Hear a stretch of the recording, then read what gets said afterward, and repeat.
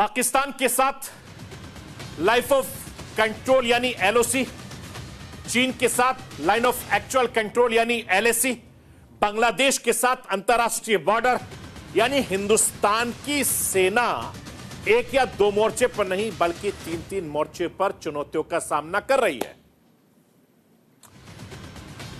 मैं आपको यह बताना चाहता हूं कि तीनों मोर्चे पर दुश्मनों की साजिश का सामना हमारी सेना कर रही है। भारतीय सेना एक साथ तीनों मोर्चे पर होने वाले षड्यंत्र का करारा जवाब देने की तैयारी कर रही है। चीन और पाकिस्तान ने मिलकर ढाका षड्यंत्र किया, हिंदुस्तान विरोधी फ्रंट, थर्ड फ्रंट बनाने वाले की कोशिश की गई, बांग्लादेश में तख्ता पलट करवाया, हिंदुस्तान के खिलाफ चक्रव्यूह का एक द्वार खोलने की कोशिश की। चालबाज चीन की प्लानिंग लंबे वक्त से हिंदुस्तान को चारों तरफ से घेरने की रही है और इस चालबाजी में वो कुछ हद तक कामयाब भी रहा है।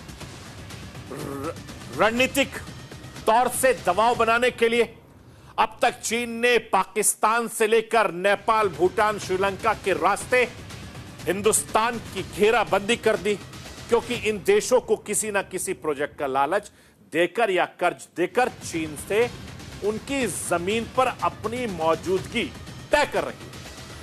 अब चीन ने हिंदुस्तान पर अपना शिकंजा और ज्यादा मजबूत करने के लिए बांग्लादेश को नया ठिकाना बनाना शुरू कर दिया। इससे उसका साथ पाकिस्तान भी दे रहा है। राजनीतिक तौर से यह हिंदुस्तान के लिए अच्छा संकेत नहीं है। हिंदुस्तान पहले से ही कई दुश्मनों से घिरा है।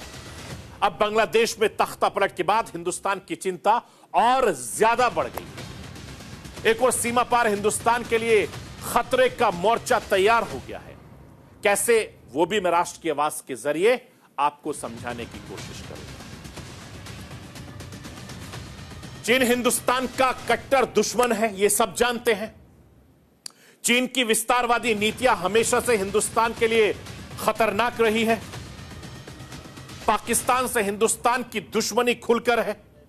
चीन परस्त पाकिस्तान आतंकवाद को लगातार पाल पोस रहा है और कई बार आतंकवाद के जरिए हिंदुस्तान को घाव दे चुका है।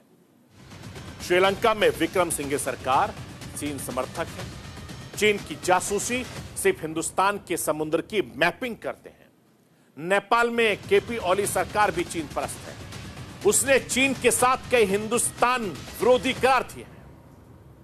म्यांमार में 4 साल के सैन्य सरकार है जो चीन का समर्थन करता है, जो पूर्वोत्तर राज्यों में सक्रिय अलगाववादी संगठन का समर्थन करती है।